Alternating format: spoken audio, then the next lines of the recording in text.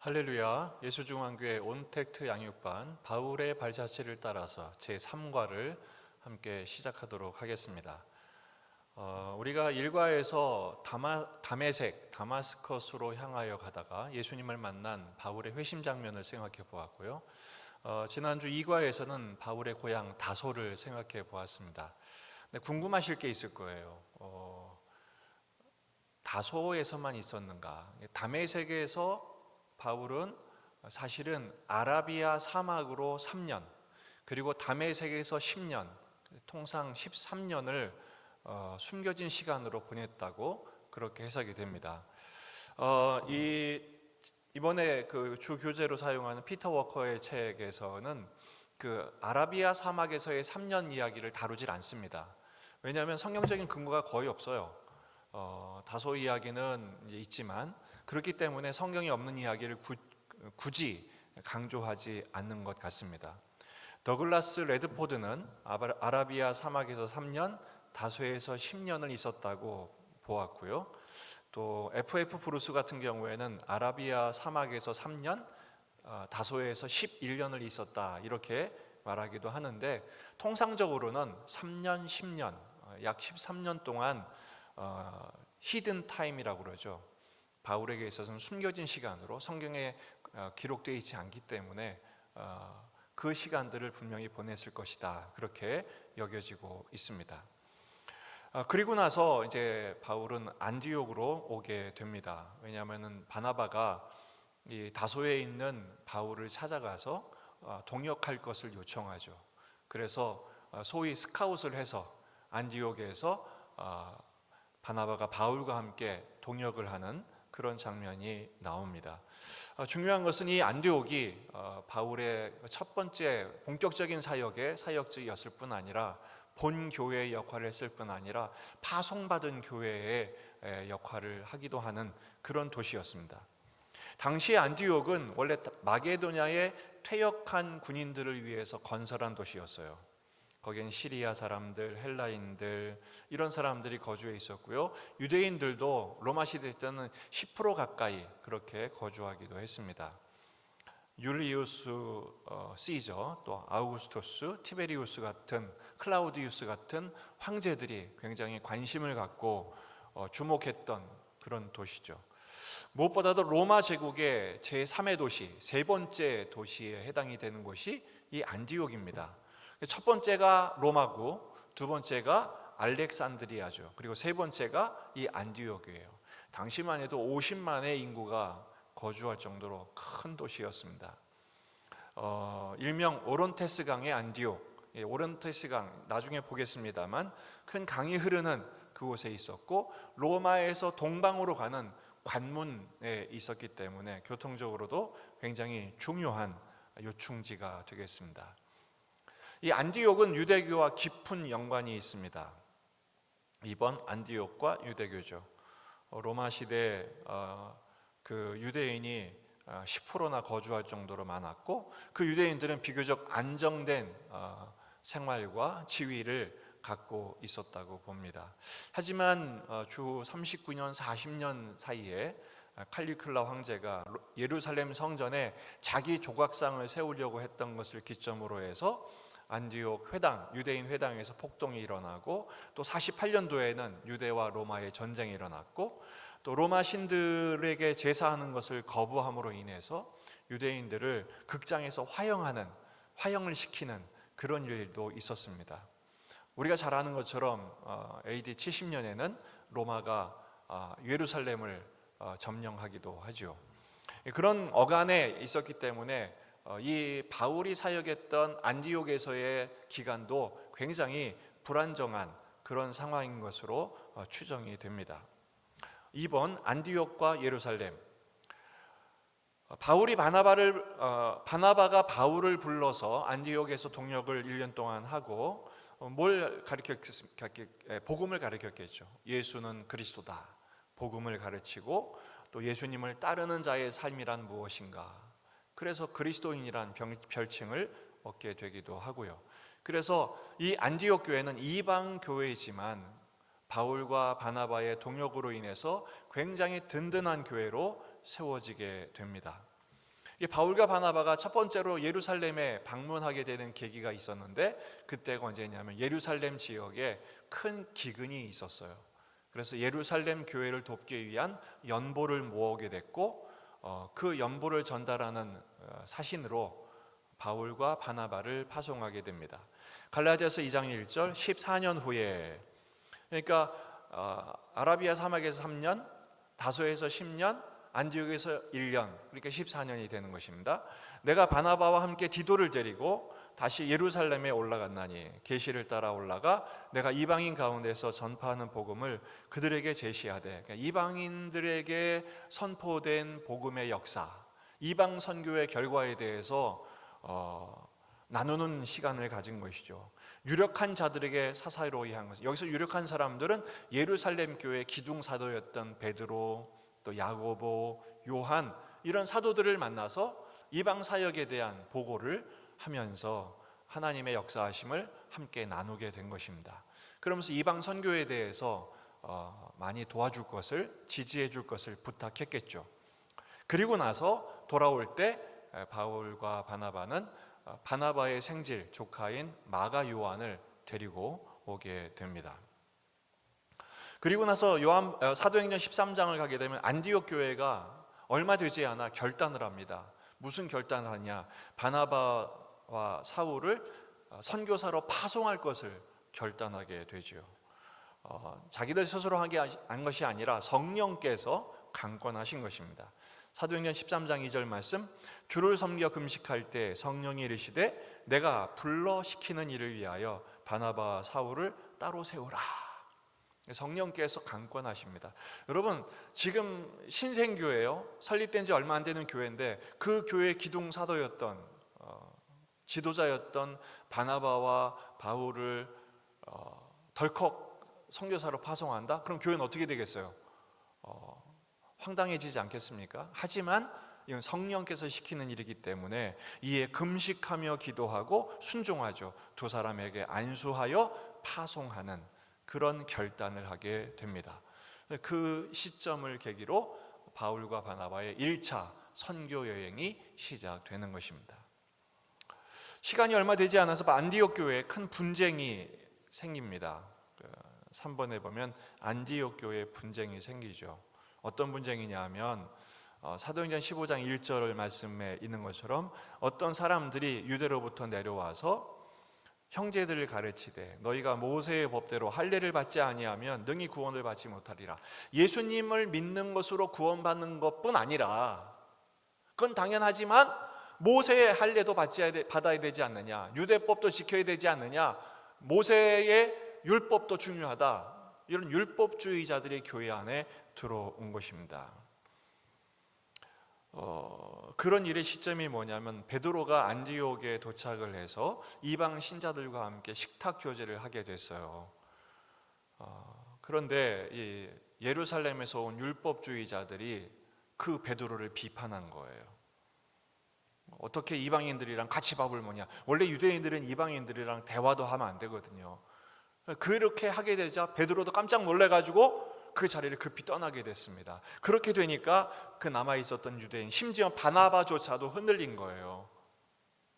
이것에 대해서 바울이 신랄하게 비판합니다. 어떻게 예수님을 믿는 것으로 구원받은 것이 전부인데 그런 것에 유대주의자들의, 율법주의자들의 그 영향을 받아서 이방인 신자들하고 교제하는 것에 흔들리고 그 자리를 떠나게 되고 이렇게 되느냐? 오직 예수를 믿음으로 구원받으면 우리는 한 형제 자매 아니냐? 그것에 대해서 바울은 굉장히 강력하게 책망을 합니다. 그 책망의 내용이 갈라디아서 2장 16절 이하의 말씀이에요. 사람이 의롭게 되는 것은 율법의 행위로 말미암음이 아니요 오직 예수 그리스도를 믿음으로 말미암는 줄 알므로 우리도 그리스도 예수를 믿나니 이는 우리가 율법의 행위로서가 아니고 그리스도를 믿음으로 의롭다함을 얻으려 함이라. 율법의 행위로는 의롭다함을 육체가 없느니라. 만일 우리가 그리스도 안에서 의롭게 되려 하다가 죄인으로 들어가면 그리스도께서 죄를 짓게 하시는 것이냐? 결코 그럴 수 없느니라. 그러면서 바울이 아주 호되게 책망을 하죠. 거기서 나온 말씀이 갈라디아서 2장 20절입니다. 내가 그리스도와 함께 십자가에 못 박혔나니 그런즉 이제는 내가 사는 것이 아니 오직 내 안에 그리스도께서 사시는 것이라. 이제 내가 육체 가운데 사는 것은 나를 사랑하사 나를 위하여 자기 자신을 버리신 하나님의 아들을 믿는 믿음 안에서 사는 것 아니냐.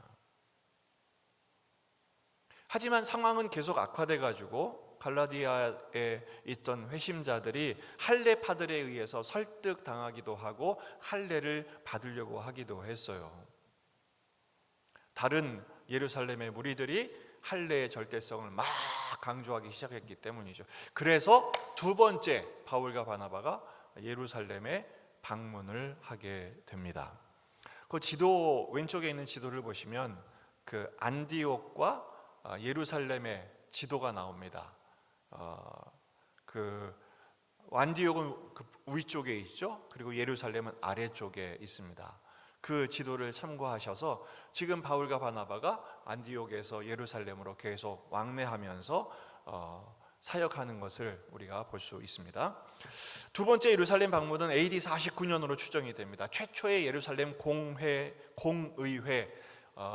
요즘으로 말하면 총회죠. 우리 교단 총회가 있는 것처럼 예루살렘 그 노회에 처음 회의가 시작이 된 것입니다. 거기서 강조하게 된 게 뭐예요? 한 가지 강조하게, 오직 우리는 한 예수를 믿고 한 믿음을 갖게 되므로 이방인들에게 율법의 짐을 지우지 말라. 단 우상 숭배나 음행하는 것이나 목매어 죽인 것이나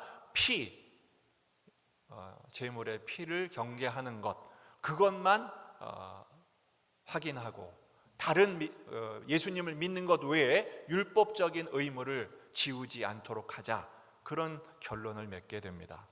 사도행전 15장 21절에 그러나 우리는 그들이 우리와 동일하게 주 예수의 은혜로 구원받는 줄을 믿노라. 이방인이나 유대인이나 오직 예수님을 믿는 믿음으로 구원받고 그 은혜로 우리는 한 형제 자매 되었음을 흔들지 말라, 이런 결론을 내린 것이죠. 그리고 나서 바울과 바나바는 안디옥으로 귀환을 하게 됩니다. 다시 안디옥으로 올라온 거죠. 근데 이때 바울과 바나바의 다툼이 벌어집니다. 어떤 다툼이 벌어지느냐? 첫 번째 선교 여행에서 마가 요한이 갑자기 그 자리를 이탈했거든요.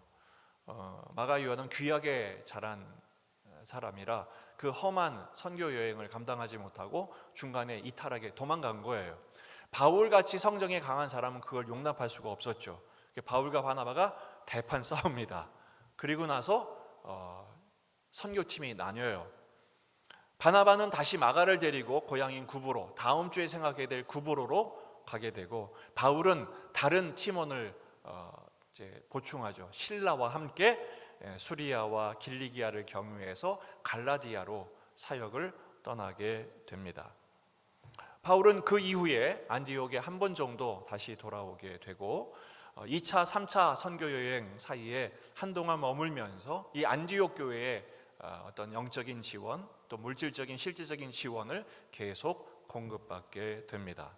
그런 점에서 안디옥 교회는 이방인 최초의 선교사를 파송한 교회라는 점에서 기독교 역사에 굉장히 중요한 획을 긋게 된 것이죠. 안디옥 교회의 또 하나의 특징 중에 하나가 뭐냐 하면 그리스도인들을 위한 집이 되었다라는 것입니다. 사도행전 11장 26절 말씀, 안디옥에 데리고 와서 둘이 교회에 1년간 모여있어 큰 무리를 가르쳤고 제자들이 안디옥에서 비로소 그리스도인이라 일컬음을 받게 되었더라. 그리스도인, 크리스천, 이게 뭐냐 하면 믿는 사람들끼리 서로 불렀던 별명이 아니라 도시에, 안디옥 도시에 있는 안 믿는 교회 밖에 있는 사람들이 예수님 믿는 사람들을 불렀던 별명이었습니다. 직역하면 그리스도를 추종하는 사람들이란 뜻입니다. 크리스티아노이, 메시아주의자들이죠. 그러나 이것은 사실은 존중의 별명이라기보다는 조롱하는 별명이었습니다. 하지만 점차 이 그리스도인들이 삶의 현장에서 예수님을 닮아가는 삶의 본을 보임으로써 선한 영향을 끼치게 되고 빛과 소금의 역할, 주님의 성품을 담고 주님의 인격을 담는 신앙인다운 삶의 모습을 보여줌으로써 그 주변의 사람들이 그리고 시대와 역사 속에서 선한 영향을 끼침으로써 예수님을 믿는 사람들, 크리스천이라는 고유명사를 갖게 된 것입니다. 사도행전 11장 21절 말씀을 보면 주의 손이 그들과 함께 하심에 수많은 사람들이 믿고 주께 돌아오더라. 크리스천들이 예수님의 제자다운 삶을 살게 되자 하나님이 그 그리스도인들과 함께 하셔서 많은 사람들이 주께 돌아오게 되는 복음의 결실을 얻게 되었다라는 것입니다.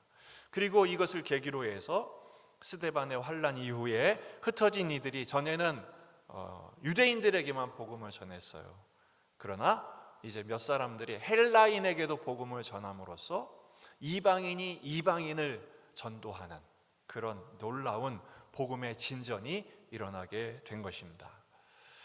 이 안디옥은 오늘날 어떤 도시로 불리냐면 안타키아라는 이름으로 불리게 됩니다. 현재 안타키아는 인구가 한 17만 5천 명쯤 돼요. 그러니까 고대의 안디옥이 훨씬 큰 도시였죠. 지금은 17만 5천 명인데 모슬렘이 한 99%가 되고요. 기독교인은 0.2%밖에 되지 않습니다. 근데 안타깝게도 지금 현재 안타키아는 당시에 그 안디옥의 흔적이 거의 없어요. 왜냐하면 땅 밑에 10m 이하에 다 묻혀 있기 때문에 그렇습니다. 그나마 있는 것들도 튀르키예 지진으로 인해서 굉장히 큰 피해를 받음으로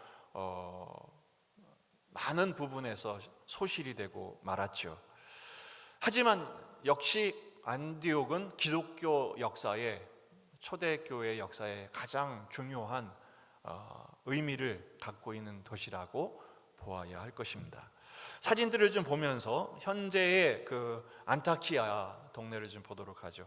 오론테스 강의 안디옥이라고 그랬잖아요. 이게 오론테스 강인데 그 수레바퀴 그 물레방아 같은 그게 있잖아요. 저게 그 오론테스 강의 명물입니다. 랜드마크 같은 것이죠.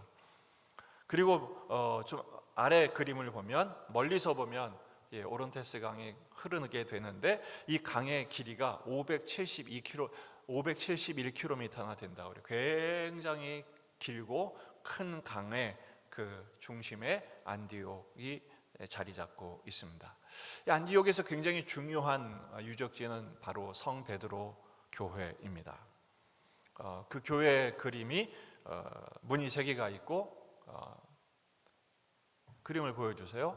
네, 이게 바로 이제 베드로 교회인데 이 베드로 교회의 특징이 뭐냐면 천연 동굴을 기반으로 해서 세워진 교회입니다. 베드로가 개발하는 이름을 얻은 뒤에 안타키아에서 그 베드로의 이름을 처음으로 사용했다고 그렇게 여겨지고 있습니다. 그 겉은 이렇게 교회로 해놨지만 그 안으로 들어가면 그 동굴 자체 내에 제단을 만들고 거기에서 예배를 드린 거죠. 그 안에 있는 제단 위에 베드로의 상이 이렇게 있죠. 그리고 이 동굴 속에서 예배를 드리다가 혹시 이제 로마군이 들어오게 되면 또 외부에서 들어오게 되면 피할 수 있도록 피난하는 길이 따로 이렇게 형성이 되어 있습니다. 그들이 얼마나 위기 속에서 은밀하게 그러나 진심을 다해서 예배를 드렸는지를 보여주는 대목일 것입니다. 이 성 베드로 교회는 자연 동굴로 만든 최초의 동굴 예배당이라고 여겨지고 있습니다. 그리고 또 안타키아에서 중요한 것은 바로 하타이 고고학 박물관이에요. 그 오론테스 강의 그 물레방아 같은 그런 바퀴가 있는 거기서 이제 수력을 얻는 그것을 명물로 해서 이 박물관도 그것을 이미지로 해서 이 박물관을 지었어요. 거기 들어가면 이런 시설들이 역사적인 고증에 의한 자료들이 쭉 있고요. 그리고 무엇보다도 세계 최대의 모자이크가 3번째 그림에 있는 것처럼 모자이크가 지금도 남아 있는 것을 볼 수가 있습니다. 안디옥에서 정말 제일 중요한 것은 어딜까요? 바로 이 안디옥에서 바울이 1차 선교, 2차 선교, 3차 선교를 출발하게 되지 않았겠습니까? 그 출발하는 항구가 바로 실루기아 항구입니다. 바로 이 바다에서 바울은 복음을 위한 항해를 시작하게 되고 또 돌아오기도 하고 또다시 출발하기도 하고 이렇게 사역을 하게 된 것이죠. 안디옥은 파송의 도시입니다. 바울과 실라를 파송하는 안디옥 교회, 최초의 이방인 교회에서 최초의 선교사를 파송하는 것이었고, 바울의 선교 사역이 지속되도록 후원하고 지지하고 또 파송하는 그런 역할을 한 것이죠. 다메섹에서 회심한 바울은 다소에서 준비하게 하시고 이 안디옥에서 사역하면서 선교사로서 준비시키시고 파송하는 그런 역할을 하게 됩니다. 우리 다음 주에는 키프로스, 구브로에 대해서 생각해 보도록 하겠습니다. 이번 한 주간 그리스도이신 예수님을 온전히 의지하고 경배하고 신뢰하며 동행하는 축복의 항해의 기간이 되시기를 주의 이름으로 축원합니다. 다음 주에 뵙겠습니다. 감사합니다.